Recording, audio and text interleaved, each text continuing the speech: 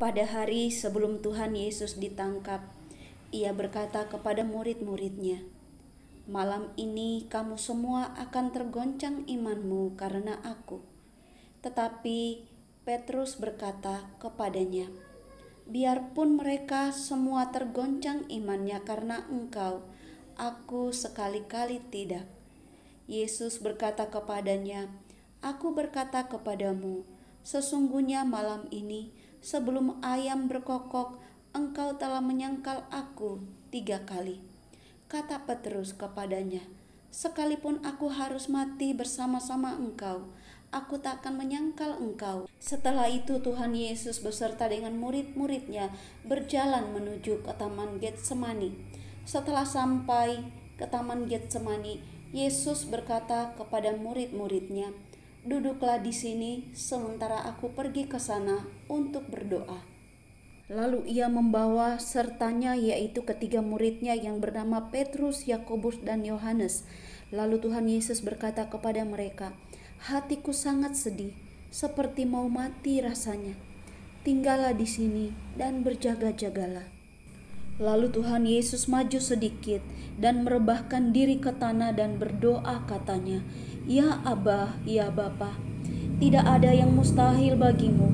Ambillah cawan ini daripadaku, tetapi janganlah apa yang aku kehendaki, melainkan apa yang Engkau kehendaki." Dan pada waktu Tuhan Yesus sedang berdoa, maka seorang malaikat menampakkan diri kepada Tuhan Yesus untuk memberikan kekuatan. Dan karena begitu besarnya pengorbanan yang akan Tuhan kerjakan dan lakukan bagi setiap umat manusia, ia sangat ketakutan dan makin bersungguh-sungguh berdoa. Bahkan peluhnya menjadi seperti titik-titik darah yang bertetesan ke tanah. Lalu kemudian Tuhan Yesus bangkit dari doanya dan kembali kepada murid-muridnya. Namun ia mendapati murid-muridnya sedang tidur, oleh karena mereka juga dilanda oleh duka cita akan apa yang akan Tuhan Yesus hadapi. Kemudian Tuhan Yesus berkata kepada murid-muridnya, "Mengapa kamu tidur? Bangunlah dan berdoalah, supaya kamu jangan jatuh ke dalam pencobaan." Lalu berkata pula Tuhan Yesus, "Bangunlah, marilah kita pergi. Dia yang menyerahkan aku sudah dekat." Waktu Yesus masih berbicara, datanglah Yudas, salah seorang dari ke-12 murid itu, dan bersama-sama dia serombongan besar orang yang membawa pedang dan pentung, disuruh oleh imam-imam kepala dan tua-tua bangsa Yahudi. Mereka menangkap Tuhan Yesus dan membawanya menghadap Kayafas, imam besar. Dan Petrus mengikuti dia dari jauh sampai ke halaman imam besar, dan setelah masuk ke dalam ia duduk di antara pengawal-pengawal untuk melihat kesudahan perkara itu. Sementara Petrus duduk di luar halaman, maka datanglah seorang hamba perempuan kepadanya dan berkata, "Engkau juga selalu bersama-sama dengan Yesus orang Galilea itu." Tetapi Petrus menyangkal dan berkata kepada semua orang, katanya, "Aku tidak tahu apa yang engkau maksud." Petrus berusaha menghindar dan dia pergi ke pintu gerbang.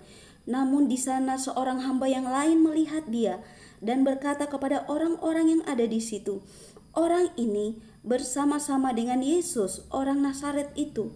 Lalu Petrus menyangkal pula dan berkata, "Aku tidak kenal orang itu." Tidak lama kemudian orang-orang yang ada di situ datang kepada Petrus dan berkata, "Pasti engkau juga salah satu dari mereka. Itu nyata dari bahasamu." Maka mulailah Petrus mengutuk dan bersumpah, "Aku tidak kenal orang itu." Dan pada saat itu juga berkokoklah ayam. Maka teringatlah Petrus akan apa yang dikatakan Yesus kepadanya, "Sebelum ayam berkokok, engkau telah menyangkal aku 3 kali." Lalu ia pergi keluar dan menangis dengan sedihnya.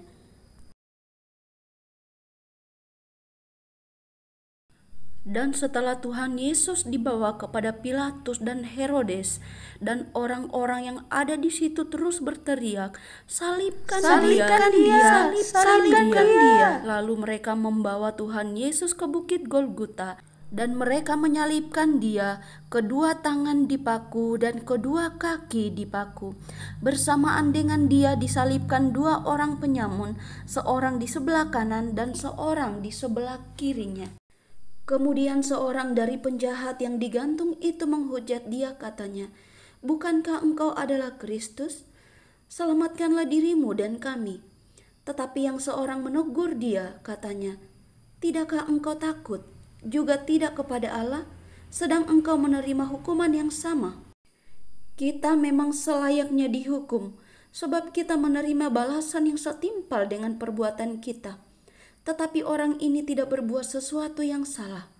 Lalu ia berkata, "Yesus, ingatlah akan aku apabila engkau datang sebagai Raja." Kata Yesus kepadanya, "Aku berkata kepadamu, sesungguhnya hari ini juga engkau akan ada bersama-sama dengan aku di dalam Firdaus." Ketika itu hari sudah kira-kira jam 12, lalu kegelapan meliputi seluruh daerah itu sampai jam 3, sebab matahari tidak